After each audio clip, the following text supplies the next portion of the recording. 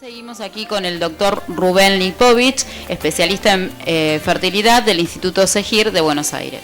Tal cual. Bueno, van llegando preguntas, no sé si vamos a hacer a tiempo de meter a todas, pero por supuesto vamos a tratar de hacer todo lo posible. Tenemos acá una que, bueno, es parte de los mitos urbanos, ¿no es cierto? Dicen, Roberto de Lanús dice, ¿qué hay de cierto en eso de que los nietos de mellizos tienen más posibilidades de tener mellizos que otras personas?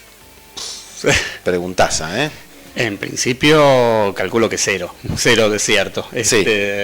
La realidad es que, bueno, hay quizás una mayor tendencia hereditaria en ciertas familias a producir cierto tipo de óvulos. Estamos obviamente hablando de embarazos que se producen en forma espontánea, ¿no? Sí, no estamos fuera de tratamiento, hablando ¿no? Fuera de los tratamientos, obviamente.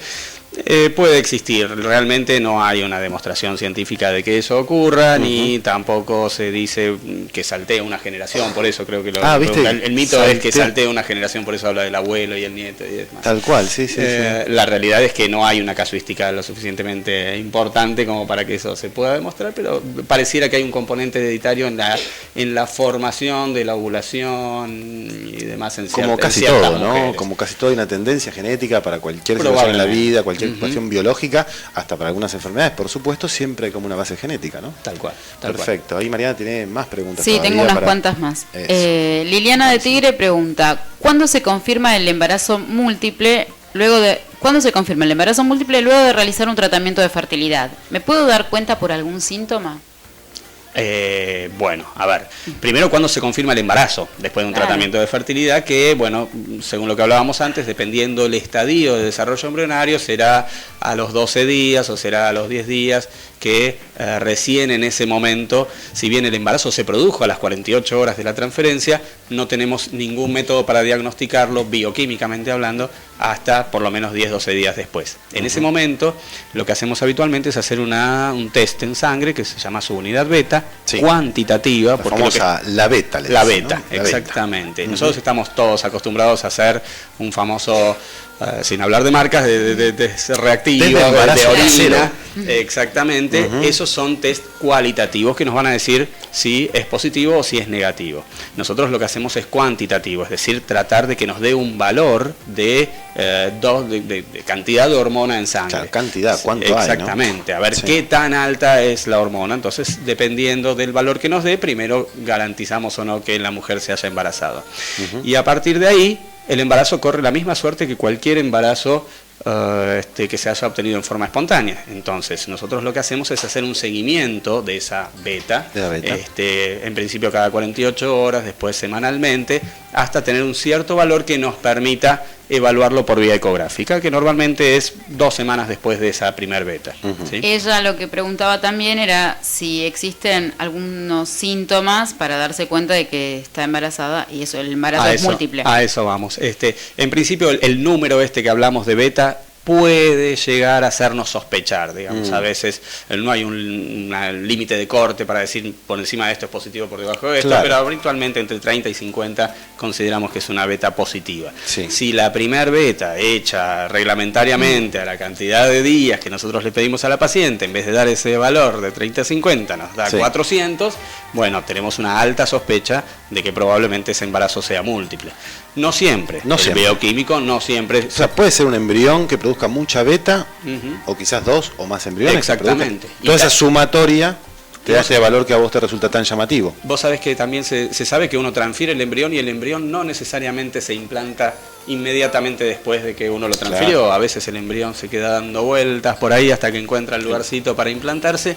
Y eso es lo que da la diversidad después de fechas, que uno dice, bueno, pero si me implantaron el mismo día que mi amiga, ¿y por qué ella tiene 2 días más, yo tengo 2-3 días menos? Entonces, no siempre es lo mismo. Entonces, si el embrión se implantó más tarde, quizás ese valor de beta no sea exactamente el mismo. Tal cual. Bueno, seguimos recibiendo preguntas, ¿no es cierto? Vía mail. Perdón, para completarle, pobrecita. Por el tema de los síntomas. Generalmente el inicio del embarazo cursa con síntomas que cada mujer va a tener una suerte diferente. Alguna le da sueño, alguna le da hambre, alguna le da náuseas, los famosos vómitos, que suelen estar exagerados en el embarazo múltiple. Entonces, muchas ya medio como que lo palpitan, porque es una beta alta y con mucha sintomatología, probablemente sea embarazo múltiple. Pero recién en esa primera ecografía vamos a detectar realmente y le vamos a decir si el embarazo es múltiple o no. Totalmente. Esto, aparte siempre creerle a la mujer, ¿no? Cuando refiere síntomas, cuando dice yo creo que estoy embarazado, creo que tengo gemelares, en general hay como un sexto sentido que la verdad que la medicina va a ser muy difícil que lo explique, pero en general tienen bastante razón, ¿no es cierto? Pero bueno, esto es lo que decíamos, seguimos recibiendo las preguntas a invitroradio@terra.com.ar, Mariana. Así es, María Marta de Pacheco dice, ¿el embarazo de mellizos es un embarazo más riesgoso para los bebés en comparación al de un único bebé? Sí, por supuesto, por supuesto. Uno siempre se enfoca en los riesgos maternos del embarazo múltiple, de la sobrecarga, de llevar una panza tan grande, de los excesos de presión, etcétera, y todas las complicaciones que puede tener la madre, que si quieren después los charlamos en un ratito, pero a nivel fetal también, digamos, todo embarazo múltiple uno tiene que saber que es de riesgo. Sí. Por el solo hecho de ser embarazo múltiple. Y todo embarazo múltiple cumple con la misma complicación que es la prematurez. Nunca un embarazo múltiple va a llegar a la fecha de término que uno le programó como si fuera un embarazo único. Siempre los médicos obstetras nos contentamos con que la mujer por lo menos se aproxime lo más posible a las 37 semanas. Claro. Podría ser así, pero uno sabe que el embarazo entra en un territorio de riesgo después de las 37, 38 y hablando semanas. En meses, ¿no? Que uno más o menos... En meses andaríamos de 8 y medio. 8 y medio. En vez de los 9 famosos meses, quizás estamos contentos y llegan a 8 meses y medio. Exactamente, exactamente, porque, y más teniendo, siempre nos estamos enfocando al embarazo doble. Doble, ¿sí? ¿No? El gemelar. Obviamente del triple y más. Es otro capítulo. Es otro capítulo mucho más riesgoso. Pero el embarazo doble, que también resulta tan simpático, sabemos que desde el vamos va a terminar antes de la fecha probable de parto. Sí. No porque nosotros decidamos terminarlo, que suele ocurrir, que el médico por muchos motivos, principalmente porque es gemelar, y porque además nuestras pacientes suelen ser un poquitito más grandecitas, solemos tomar nosotros la decisión de terminar el embarazo, ¿sí? Antes de entrar en un riesgo peor, ¿sí? Pero esa es la principal complicación. Mirá, y después, justamente, ¿no? Karina de Tucumán decía, estoy embarazada de gemelos por un tratamiento de fertilidad. Y mi pregunta es si es posible hacer el parto. Mi médico me quiere hacer una cesárea. Gracias, muy interesante el programa. Muy buena pregunta. Es lo que estábamos hablando. Muy buena pregunta. Tradicionalmente se sabe que el embarazo gemelar perfectamente puede terminar en un parto normal. De hecho, nosotros tenemos partos normales. Sí. Obviamente que no es el mismo parto normal que tiene un embarazo único. Hay que tomar recaudos diferentes, hay que tener un control diferente de todo el control prenatal, de todo el embarazo y de la sala de partos, ¿sí? El embarazo de gemelar puede terminar en parto normal mientras se termina en un ambiente quirúrgico, ¿sí? Sin meternos en otro tipo de temas, pero tiene que estar desarrollado en quirófano porque uno puede asesorar cómo viene el primero de los gemelos, pero no puede saber cómo viene el segundo, que se acomoda una vez que salió el primero. Entonces ahí viene todo un mundo de eventualidades que pueden ocurrir, para lo cual tenemos que estar preparados para salir corriendo quizás tener que hacer una cesárea, y muchas veces el primero puede nacer por parto normal y el segundo terminar en cesárea porque se acomodó mal, porque pasó demasiado tiempo, porque los latidos empezaron a bajar demasiado y el bebé estaba en problemas y hay que realmente terminarlo. Pero no es una indicación absoluta el embarazo gemelar para terminar en cesárea. O sea que sin antecedentes obstétricos de importancia, sin cesáreas anteriores y demás. Obviamente, por supuesto, en el cada ideal de los casos es un caso especial, ¿no es cierto? Pero bueno, en las generalidades todavía se puede pensar, ¿no es cierto?, que un embarazo gemelar puede ir a parto. Perfectamente. Bueno, sí, muy interesante eso. Rosario nos pregunta si puede hacer actividad física y está embarazada, tiene un embarazo múltiple. Bueno, a ver, es una pregunta bastante controvertida, En principio, el embarazo no es una situación médica, sino una situación natural, con lo cual uno puede, siempre y cuando no coexista con alguna complicación, dejar a la paciente que haga más o menos su vida normal dentro de ciertos límites. En el embarazo gemelar, uno trataría de dejar a la mujer que haga algo de actividad física o algo de su vida normal, porque eso la despejaría psicológicamente, la tonificaría a nivel de músculos y demás.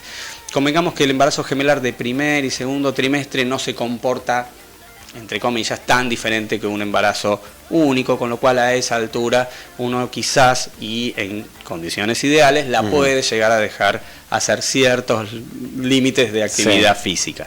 Pero El tercer trimestre es probablemente un trimestre donde esta paciente tenga que hacer bastante reposo, que si bien no implica un encadenamiento a la cama, pero sí tratar de bajar un poco las revoluciones, quizás ya empieza el momento de licencia laboral, claro, sí. Tomarse más siestas, dormir hasta un poquito más tarde, y seguir, hacer una vida un poquitito más sedentaria, pero puede todavía tener cierto grado de movilidad.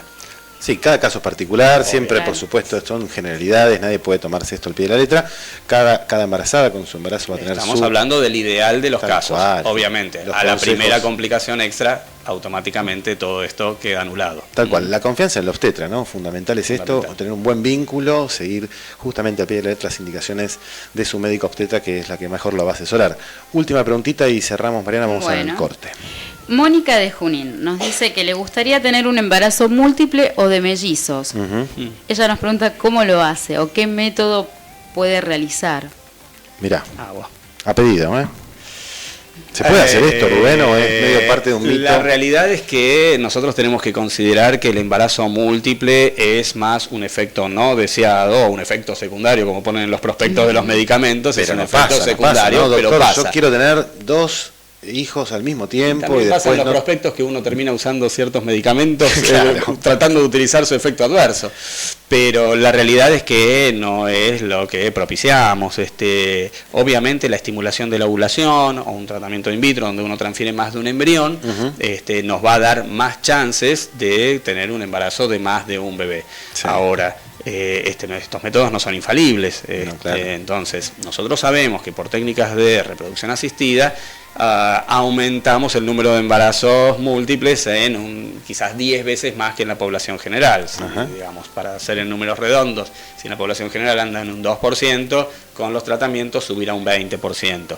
Pero eso quiere decir que de cada 10 mujeres que se someten a un tratamiento y que quedan embarazadas, solo 2 de ellas van a quedar de un múltiple. Entonces uno puede ayudarla a la mujer siempre y cuando uno esté de acuerdo en esa política. No cruzar la línea si estamos hablando que es un embarazo de alto riesgo, quizás, y por más simpático y por más que uno resuelva a su familia de esa manera, a veces se puede estar generando un problema más que una solución, y consideramos que eso es iatrogénico. Iatrogénico quiere decir producto del médico. Producto de los médicos. No siempre es malo, pero convengamos que no nos compete a nosotros poner a la paciente en una situación de riesgo. Nosotros tenemos que sanar. Siguen llegando preguntas, Rubén, nos quedó chico el programa. No lo firmaron, es un mail, Internet Maps. ¿Qué diferencia hay entre embarazo de mellizos y embarazo de gemelos? Mira, Rubén, para divertirte con esta pregunta. A ver, sí, da para todo. En la calle suena igual, ¿no? Mellizos, gemelos. Sí, pero no es igual. Para hablamos otra palabra. Para nada es igual. A ver, empecemos desde el origen. Lo que nosotros hacemos en reproducción asistida es tener mayor incidencia de mellizos. Mellizos, la palabra científica, son embarazos univitelinos. Bivitelinos. 2 óvulos fertilizados por 2 espermatozoides diferentes, forman 2 bebés totalmente diferentes. Son tan diferentes que pueden ser hasta un nene y una nena. Eso. Se parecen tanto como 2 hermanos cualquiera. Exactamente, comparten en esos 9 meses el monoambiente. Exactamente. Eso es lo que conocemos en la calle como mellizos. Por eso la pregunta es, ¿y cómo puede ser que sea un varón y una nena? ¿Cómo puede ser que no tengan el mismo grupo sanguíneo? ¿Cómo puede ser que uno sea alto y flaquito y el otro petizo y gordito? Puede ocurrir perfectamente porque se parecen tanto como 2 hermanos. ¿Y los gemelos? Y los gemelos ocurren generalmente no por un tratamiento de fertilización, ocurren en forma espontánea y con muchísima menos frecuencia que los mellizos, y ahí sí son los monovitelinos, que lo que se produce es un embarazo producto de un óvulo y un espermatozoide que generó un embrión que tempranamente se dividió en 2 o 3 a veces. Por eso es que las trillizas de oro son idénticas. Trillizas de oro, exactamente. Ese es el mismo material genético dividido. Es lo que también publicitariamente llamamos como clones naturales, ahora que está tan en boga y son exactamente gemelos idénticos. Los Funes Mori, los Barros Echelotto son iguales, que se van diferenciando después en el curso de la vida por por otros factores externos, pero Sí. básicamente comparten el mismo material genético, con lo cual tienen el mismo grupo sanguíneo, la misma predisposición a enfermedades, bueno, el mismo sexo, etcétera. Sí, por supuesto las personalidades después cambian, eso no significa que tengan la matriz es la misma. Es la misma. Y a partir de ahí, por supuesto, Y generan... desde el punto de vista obstétrico, Sí, sí. es muy diferente el manejo de un embarazo monovitelino que bivitelino. Claro, ¿Qué quiere decir? ahí está la diferencia. El monovitelino está más predispuesto a tener más complicaciones porque ahí empieza a influir el tema de que ambos quizás se nutren de la misma fuente. Entonces, Sí, sí. los dos bebés se nutren de la misma placenta, que puede estar más o menos fusionado, pueden ser dos, Y compiten entre y ellos. compiten entre ellos por la misma circulación. Mira vos. Con lo cual podemos tener lo que se llama, bueno, complicaciones que quizás no es poco feliz entrar en este momento. Pero bueno, uno puede ser más grande que otro, digamos. Digamos, a Exactamente, pesar- uno con más glóbulos que el otro, Exacto. exactamente. Todos esos detalles. Sí, tenemos más preguntas que van llegando a invitroradio@terra.com.ar. Sí, en realidad ya en parte estuvo respondida. Juliana de Vicente López dice, luego de los tratamientos de fertilidad, ¿los mellizos son iguales? Ella Claro. se refiere a nena, nene, Sí, sí. o pueden ser una nena y un nene. Bueno, justamente lo que vamos a hablar. Básicamente es lo que hablamos, pero quizás para redondear un poco, porque queda como que quizás el embarazo de gemelos, el monovitelino, no es más frecuente con los tratamientos. La realidad es que hay una estadística un poquitito a favor de que haya una mayor frecuencia de embarazos monovitelinos también, probablemente producto de la edad de la mujer, con ahí empiezan a influir otros factores que son la conformación del óvulo. Cuanto más dura es la cápsula, quizás eso hace que se particione más, o ciertos procedimientos que se hacen como uno que se llama, bueno, habría que explicar el assisted hatching, que es hacerle un agujerito a la membrana del embrión para que se implante más fácilmente, puede predisponer también a que el embrión se divida en dos. Pero ya es otro capítulo. Otro capítulo, siempre debe haber una carga genética de ese embrión, a tener una tendencia también a dividirse y a formar un embarazo de gemelos idénticos en este caso, ¿no es cierto?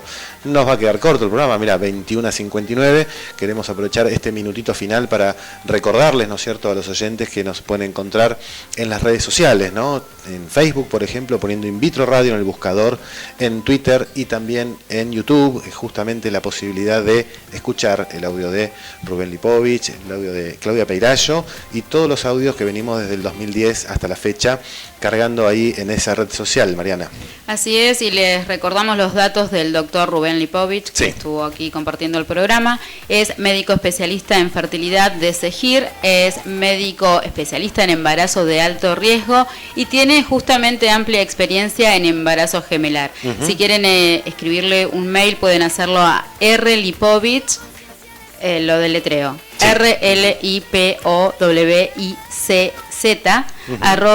@gmail.com o a rlipovich@cegir.com. Mañana van a estar escritos en las redes sociales, te podrías haber llamado González vos, la verdad. Sería tan fácil decir tu mail. Ahí también pero hay un tema genético. Tenemos muchas consonantes, vamos a escribirlas mañanas en Facebook, en Twitter y en YouTube. Por supuesto agradecerte, bueno, Rubén, haber venido hasta acá al estudio. Gracias a Te vos, agradecemos Pablo, un montón. les agradezco. Mariana Gómez Hernández, locución, Octavio acá en los controles y mi hijo Mateo acá de vacaciones, que nos está acompañando también acá en el estudio.